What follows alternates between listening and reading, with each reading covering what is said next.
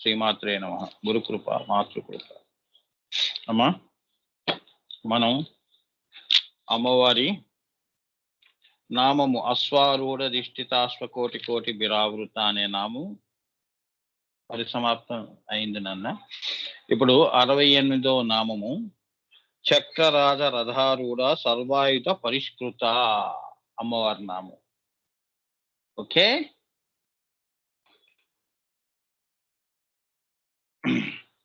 చక్రరాజమనే రథమును అధివసించి సర్వ ఆయుధములతోనూ కూడినట్టి పరమేశ్వరి అని సామాన్య అర్థం. ఏమ్మా, ఎవరికైనా ఈ నామం చదవంగానే పఠించంగానే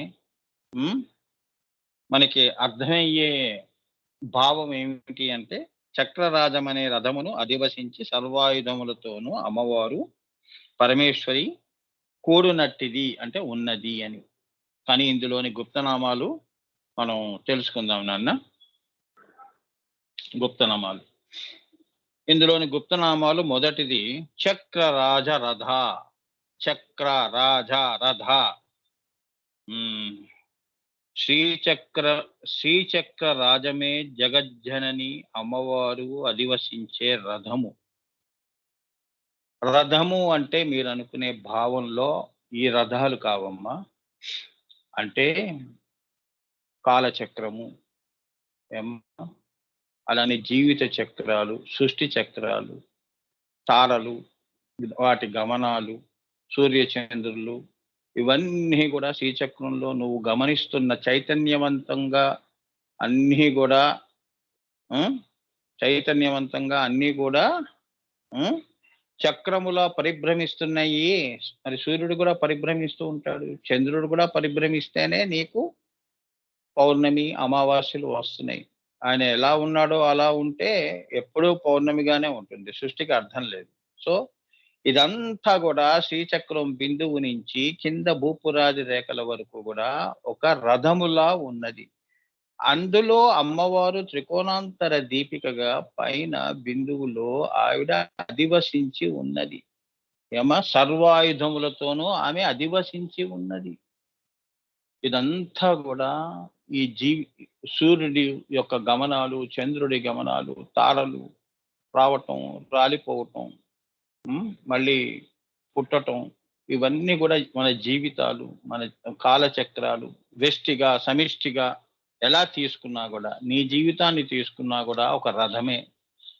అవునా? నీ జీవితం కూడా ఒక రథమే కదా. సో ఇదంతా నడిపించే ఆది పరాశక్తి ఎవరు అంటే ఈ అమ్మవారు. ఆమె చక్రరాజ రథారూఢ, సర్వాయుధాలతో ఆమె పరిష్కృత. సో ఇందులో గుప్త నామాల్లో 1వ నామం చక్రరాజ రథ. శ్రీచక్రరాజమే జగజ్జనని అధివసించే రథము. అది ఎలా ఉంది రథము? 9 పర్వముల రథము. 9 పర్వములు అంటే ఏంటి? ఒకదాని మీద ఒకటి పేర్పు. పర్వములు. పార్వతి అంటే ఏమిటి?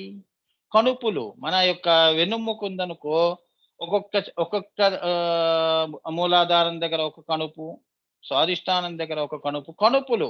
అమ్మవారు పార్వతి అంటే ఏంటి? పర్వత రాజపుత్రి అంటే ఏంటంటే, పర్వతములు ఎలా ఉంటాయి? పర్వములతో ఉంటుంది. అదనమాట. మెట్లు పర్వములు, అందుకే పార్వతి అన్నారు. పర్వములతో కూడినది.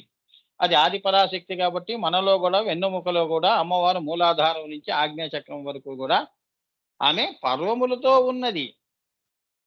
ఇది మన వెష్టిగానే కాకుండా మొత్తం సృష్టి అంతా కూడా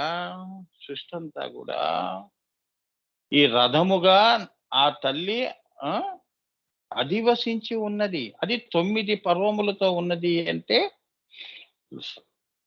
బిందు త్రికోణ వసుకోణ ద్రష్టాయుగ్మం అన్వస్త్ర నాగదల షోడశపత్ర యుక్తాం ఉత్తత్రయం చ ధరణి చ ధరత్రయం చ శ్రీచక్రరాజ ఉదిత పరదేవతాయ నమః. ఈ 9 చక్రాల్లో కూడా పర్వములతో బిందువులో ఆమె అధివసించి ఉన్నది అని. ఆమె చక్ర రాజము అంటే ఏంటంటే కాలచక్రము, జీవిత చక్రము, సూర్యుడి యొక్క గమనాలు, చంద్రుడి యొక్క గమనాలు, ఇవన్నీ అమ్మవారి యొక్క కృపా విశేషాలతో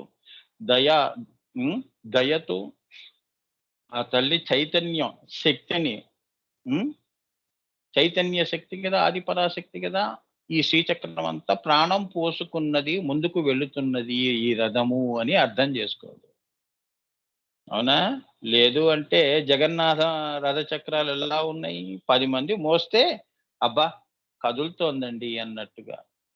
మరి ఈ జగన్నాథ రథ చక్రాలు మానవులు కదిపితే సర్వ సృష్టిని కదిపే తల్లి ఎవరు? ఆది పరాశక్తి. ఏమ్మా? సో, దాన్నే ఏమన్నారు? నవావరణములుగా మన చేత పూజితములవుతున్నాయి. ఈ 9 ఆవరణాలు ఈ శ్రీచక్రాన్ని మనతో మనము అంటే మనమే కాదమ్మా. అన్ని లోకాల్లో ఉన్న జీవకోటి, ఇక్కడ జీవకోటి అంటారు. అక్కడ దేవకోట్లు. వీళ్ళందరూ గూడా ఈ శ్రీచక్రాన్ని మనోఫలకం మీద పెట్టుకొని పూజ చేస్తూ ఉంటారు. అంటే అమ్మవారి మంత్రాన్ని, యంత్రాన్ని, తంత్రాన్ని. మంత్రము అన్నప్పుడు బాలా మంత్రం కావచ్చు, పంచదశి కావచ్చు, షోడశి కావచ్చు, మహాషోడశి కావచ్చు. ఎవరి ఎవరి స్థితులను బట్టి వారు ఆ మంత్రాలు పఠిస్తూ ఉంటారు. అంటే అమ్మవారినే ధ్యానిస్తూ ఉంటారు. ఆ ధ్యానం చేయటం గూడా రథముతో కూడుకున్నది. నీలో చైతన్యం ఉంది గాబట్టి నీతో మళ్ళీ మంత్రం చెప్పిస్తోంది అమ్మవారు. నువ్వు చెప్పట్లేదు. మంత్రశక్తి అంటారు. అర్థమైందా? ఇప్పుడు నోటితో చెప్తున్నావనుకో, గానము పాట పాడుతున్నావు అంటే గాన శక్తి ఒకటుంది గదా! మరి అదెవరు? మనం కాదు గదా! అమ్మవారు గదా! సో, మంత్రం చెప్పు అంది అంటే ఆమె నీకు ఆ శక్తిని గూడా ఆ తల్లి ఇచ్చేది. అది గూడా రథముతో సమానమే. మంత్ర రథము, తంత్ర రథము, యంత్ర రథము, జీవిత రథములు, అన్నీ గూడా అమ్మవారు. హ్మ్. అమ్మవారు మూల కారణ బిందువు. అదే త్రికోణంలో ఉన్న అమ్మవారి బిందువు. దానినే మనం చక్రరాజ రథము అంటాం. ఏమంటాం? శ్రీచక్రరాజ రథము అంటాం.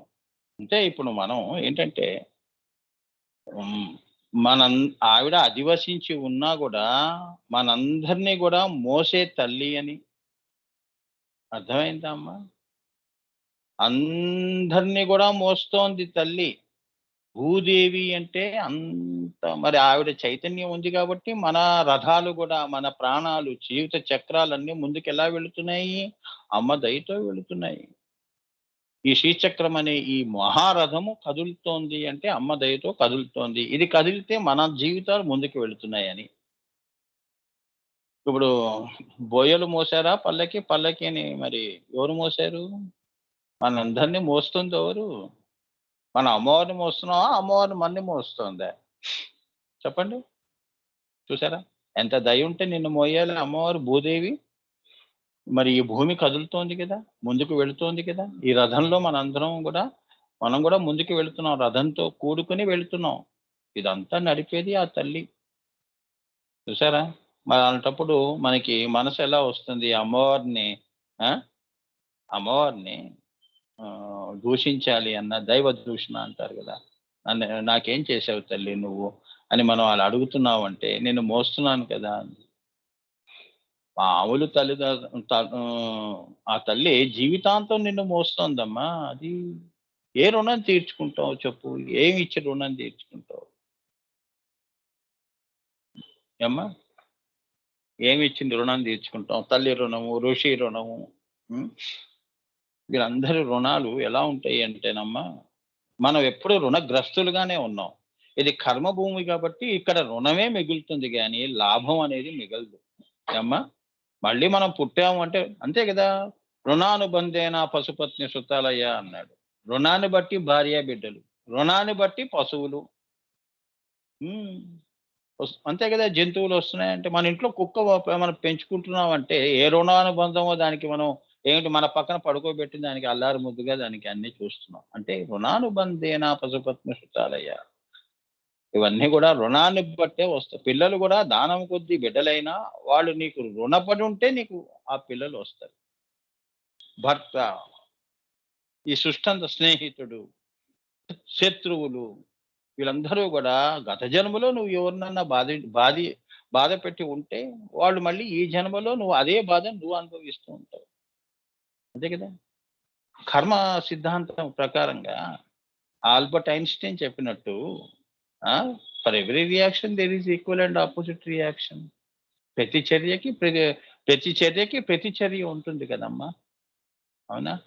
ఆకలి వేసింది అంటే అన్నం నోట్లో వేసేసుకుంటే ఆకలి చచ్చిపోతుంది. ప్రతిచర్య ఉంది గదా! అలాంటప్పుడు కర్మ సిద్ధాంతం నువ్వు భావాల్లో గూడా ఉంటుంది. ఏది? ప్రతిచర్య. అవునా? మనం మనం పక్కవాడి గురించి మంచిగా ఆలోచన చేశామంటే పక్కవాడి నుంచి కూడా మనకి మంచే వస్తుంది. చెడుగా ఆలోచన చేస్తే చెడుగానే వస్తుంది. వాడిని తిట్టామంటే వాడు నిన్ను ఇంకా 3 కలిపి తిడతాడు. అవునా? అది. అది చెప్తున్నాడిక్కడ. సో, దానినే చక్రరాజ రథము అంటారు.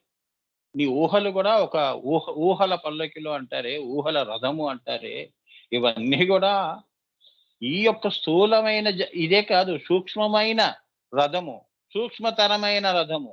అలానే నీ ఆత్మ రథాన్ని గూడా నడిపేది ఈ అమ్మవారే. ఈ నామమే. ఇంత గొప్ప నామమమ్మా ఇది. చక్రరాజ రథారూఢ సర్వాయుధ పరిష్కృత. ఆమె నీ యొక్క శరీరం అనే యొక్క ఈ శే ఈ ఈ చక్రములో, రథములో ఆమె నీ ఆత్మగా అధివసించి ఉన్నది. అందుకే నీకు ఏది వచ్చినా ఆ ఆత్మని అడుగుతూ ఉంటావు. అవునా? కష్టం వచ్చినా ఆత్మకి చెప్పుకుంటాం. అమ్మవారికి చెప్పుకున్నట్టన్నమాట. అదెప్పుడు సాక్షిగా ఉంటుంది. ఆ! ఈ రకంగా తీసుకుంటే ఇలా మొత్తం సృష్టిగా తీసుకుంటే బిందువు, శ్రీచక్రంలో బిందువు. సో, ఇప్పుడు 4 రథాలు మనకి. స్థూల, పరా, పశ్యంతి, మధ్యమ, వైఖరి. ఈ 4 గూడా ఎలా ఉండాలి? శృతి లయంతో ఉండాలి. శృతి లయాలంటారు కదా! ఏది తేడా వచ్చినా గూడా రథం అటు ఇటు అయిపోతుంది. జీవితం గూడా అంతే. అంతేగా? అదనమాట. స్థూల జగత్తు బావుండాలి. అందుకే స్థూల జగత్తుల్లో మన వాళ్ళు ఏమంటారు? లోక కళ్యాణము, యజ్ఞాలు, యాగాలు, ధర్మంగా ఉండాలి. ధర్మము, సత్యమేవ జయతే.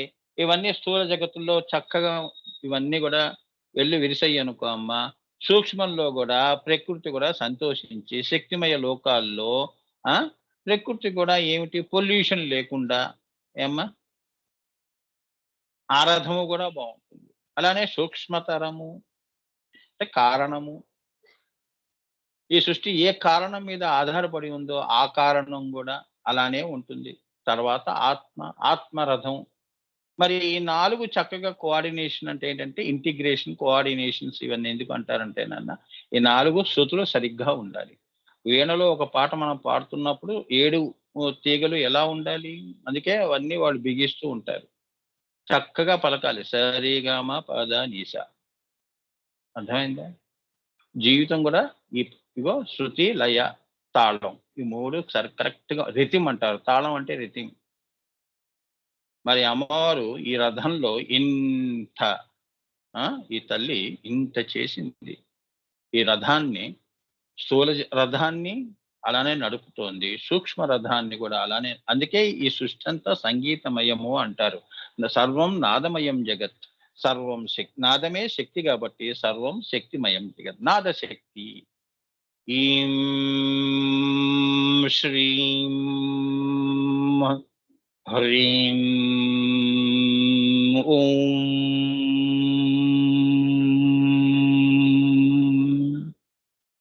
ఇప్పుడెలా ఉంది? నాదశక్తి కనిపిస్తోందా? ఇదే ఏమవుతోంది? అక్షరం అవుతోంది. 50 వర్ణాలు. మన భాష, సంస్కృతి. హ్మ్. ఇన్ని భాషలు. జంతువుల నుంచి అన్నిటికి ఒక భాష ఉంది కదమ్మా! పక్షులకి ఒక భాష. హ్మ్. మనుషులకి ఒక భాష. ఏమ్మా! అన్నిటికి ఉంది. మునులు, ఋషులకి గూడా మౌన భాష. వాళ్ళు మౌనంలోనే ఉంటారు. ఆ మౌనంలోనే వాళ్ళు మాట్లాడతారు. మౌనానికి గూడా ఒక భాష ఉంది. అది. ఇప్పుడు నువ్వు మాట్లాడలేదనుకో, నీ మనసు మాట్లాడుతోంది కదా! అదే భాష. మౌన భాష అంటారు. అది. దానినే చక్రరాజ రథము అంటారమ్మా. పిండాండములోకి అంతర్యాగ, రహోయాగముల్లోకి వస్తే రాజము సహస్రారము అవుతుంది. హ్మ్. పిండాండములోకి అంతర్యాగ, రహోయాగములోకి వస్తే ఉమ్, చక్రరాజము సహస్రారం అవుతుంది. నువ్వు స్థూలంగా ఓం అని అన్నావు అనుకో, అది మామూలుగా స్థూలం వైఖరి. మనసులో ఓం అన్నావు అనుకో, అది అంతర్యాగం. ప్రాణం శ్వాస తీస్తున్నావు, ఈ నాదమే ప్రాణంగా మారిపోతుంది. అదే అవుతావు నువ్వు. వచ్చే జన్మలో ఏమవుతాను స్వామి అంటే అదే కదా! అదే అవుతావు నువ్వు. అదే ప్రాణము. ఆ ప్రాణము నువ్వు అయినప్పుడు ప్రాణం అది ఏమైంది? రహుయాగము అయింది. సో, అక్కడ ర హ్మ్. మనకి చక్రరాజము, సహస్రారము, రథము. సహస్రార చక్రం ఉంది కదా! పైన మనకి ఆ! మన క్రేనియల్ పార్ట్ అమ్మ. మన సహస్రారం మనకి వెస్టిగా మనుషుల్లో అది మనకి రథము. అంటే వెస్టిని చూస్తోంది, సమిష్టిని చూస్తోందని. అది రథము అన్నమాట. అక్కడ ఎవరున్నారు? శివశక్తులున్నారుగా మరి. ఎవరు అధివసించారు నీలో? సహస్రారంలో. అంటే మూడో కన్ను వరకు ఆత్మ దర్శనము. పైకి సహస్రారం కన్యకలోకి వెళితే పరమాత్మ దర్శనము అని చెప్తున్నారు. అర్థమైందా? అందుకే ముందు నిన్ను నువ్వు తెలుసుకొని తర్వాత నేను పరమాత్మని అనే విషయాన్ని అనుభూతి చెయ్యి అని. ఇదే ఈ చక్రరాజం నీకు ప్రతిఫలంగా ఇచ్చేది. ఆ రథాన్ని గనక నువ్వు ధ్యానిస్తే ఈ ఈ నామాన్ని చక్రరాజ రథారూఢ సర్వాయుధ పరిష్ ఇది గనక నువ్వు చేశావు అంటే నీకు అమ్మవారు అటువంటి అనుభూతి ఇస్తుంది. హ్మ్. ఈ రథము కింద ఉన్న చక్రాలన్నీ ఏమిటి? శరీరము అనగా సహస్రారముతో కూడిన హ్మ్. సప్త ధాతుమయ దేహం అని అర్థం. అంటే ఏంటంటే సహస్రారం దగ్గర నుంచి మూలాధారం దాకా గూడా ఈ రథము కింద ఉన్న అన్ని చక్రములు కూడా కూడిన శరీరము అని. ఇలానే 9 ఆవరణాలతో కూడి ఉన్నది అని.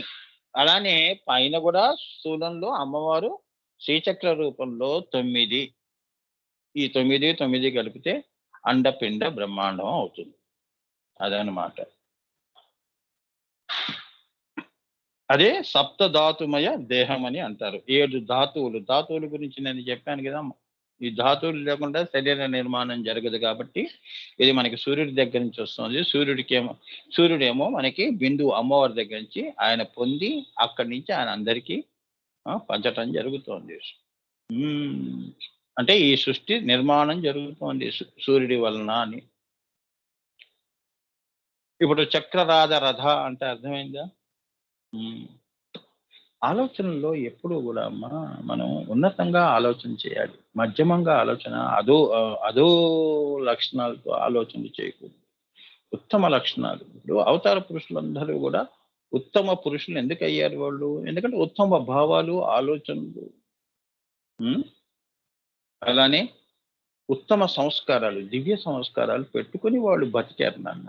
అందుకే వాళ్ళు అవతార పురుషులున్నారు. మనం మధ్యమం అంటే మన సంస్కారాలు బట్టి కింద యావరేజు, బిలో యావరేజు, అధమం.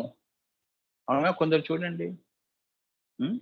పైన పైన 2 లేనప్పుడు మూడో అధమమైన జీవితాలు గడిపేవాళ్ళు చూడండి. వెనక ముందు చూసుకోకుండా ఇష్టం వచ్చినట్టు మాట్లాడుతూ ఉంటారు. అవునా? మనుషుల్లో కూడా దశలున్నాయి. ఉత్తములు, అవతార పురుషుల దగ్గర నుంచి తీసుకుంటే అధమమైన పురుషుల దాకా ఉన్నారు. సృష్టి అంతా కూడా అలా ఉంది అని. హ్మ్. సో, మన ప్రయత్నం ఎక్కడికి? కింది నుంచి పైకి వెళ్ళటం. నువ్వు ఉత్తమ లక్షణాలు, ఉత్తమ సంస్కారాలు పెట్టుకుంటే దివ్య సంస్కారాలు వస్తాయి. అంటే మరి ఉత్తమ సంస్కారాలంటే ఏమిటి స్వామి అంటే, ఇదే ధర్మ, అర్థ, కామ, మోక్ష. ఇదే విద్య, శ్రీ విద్య ఇవన్నీ గూడా నీకు ఉత్తమ సంస్కారాలిస్తాయి. ఇవి ఎప్పుడైతే నువ్వు సాధించావో, అయాచితంగా, అప్రయత్నంగా పైనుంచి అమ్మవారు ఏమ్మా ఈ రథముందే, ఈ రథం అంటున్నామే ఆ! ఆ పైన మూడో కన్ను దగ్గర ఆ తల్లి నీ కోసం ద్వారములు తెరుస్తుంది. లోపలికి రమ్మని. అంటే నువ్వు అంత దివ్య సంస్కారాన్ని పొందావు అని. అంటే షట్చక్ర మాయా చక్రాలు అన్నీ గూడా దాటి నువ్వు ఆజ్ఞా చక్రంలోకొచ్చావు. దివ్య సంస్కారంతో అహం బ్రహ్మాస్మి అనే విషయాన్ని తెలుసుకొని, అహమేవ బ్రహ్మ అయమాత్మ బ్రహ్మ సర్వం కల్విదం బ్రహ్మ అనే శాస్త్రారం దగ్గర సర్వం కల్విదం బ్రహ్మ అని తెలుసుకుని రాజరాజేశ్వరి స్థితిని పొందటం. ఈ 4 మహావాక్యాలు కూడా నువ్వు అనుభూతి నీకు అమ్మవారు ఇస్తుంది. లేదు అంటే కేవలం పుస్తకాల్లో మనం చదవటం తప్ప అనుభూతి పరంగా మనకి శూన్యం. ఇది దీని ఇంట్రడక్షన్. సో మన ప్రయాణం ఎక్కడి నుంచి? అధమము నుంచి ఉత్తమము, సర్వోత్తమము. రాజరాజేశ్వరి సర్వోత్తమము, ఉత్తమం శాస్త్రారం, సర్వోత్కృష్టమైనది అమ్మవారు లలితాపరా భట్టారిక. రాజరాజేశ్వరి తర్వాత సర్వోత్కృష్టమైనది ఆయన. అక్కడ వెళ్ళి నువ్వు పూజ చేసావంటే అమ్మవారు నిన్ను ఆలింగనం చేసుకొని తనలో కలుపుకుంటుంది. అయిపోయింది జీవితం. అది చెప్తున్నారు. మనం ఈ మార్గం అంతా స్త్రీ మార్గము అంటారు, కాంతి మార్గము, ధర్మ మార్గము. ధర్మము అంటే ఏమిటి? అమ్మవారే రథము. రథము అంటే ధర్మము, ధర్మ రథము. అంతే కదా. ధర్మం ఒక సృష్టి అంతా ధర్మము అనేది కూడా ఒక మరి ప్రకృతిలో కూడా అంతే కదా. చెట్లు ఏ ఏ సీజన్స్ కి ఆ సీజన్స్, ఏ ఋతువులకి ఆ ఆ పుష్పాలు, ఆ పళ్ళు కాస్తున్నాయి కదా. ఒక ధర్మం మీద ఈ సృష్టి జరుగుతున్నప్పుడు ఆమె ఏ ధర్మము, ఆమె ఏ ధర్మి.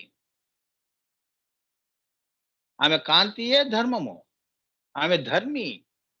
ఆ ధర్మం ఉంది కదా. అంటే మంచివాడు మంచే చేస్తాడని, ధర్మము ధర్మి. చెడ్డవాడు చెడ్డ చెడ్డ పనులే చేస్తాడని. సో 2 ఆమె కూర్చుంది.